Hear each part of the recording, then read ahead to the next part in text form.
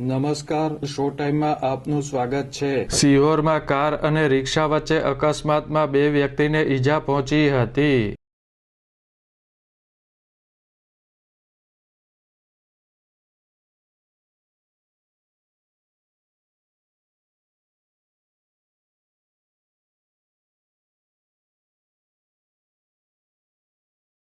સિહોરમાં આજે સવારે કાર અને રિક્ષા વચ્ચે અકસ્માત થયા બાદ કાર રોડ સાઇડ પર આવેલ દુકાન સાથે અથડાઈ હતી।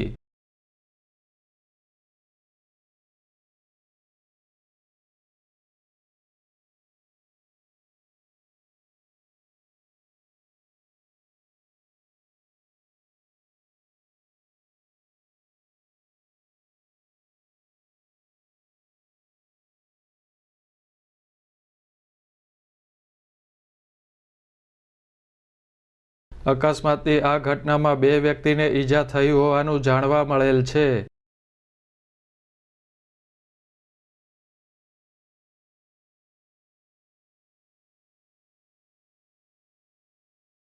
આ ઘટનાની જાણ થતાં સિહોર પોલીસ બનાવ સ્થળે દોડી ગઈ હતી અને તપાસ હાથ ધરી હતી।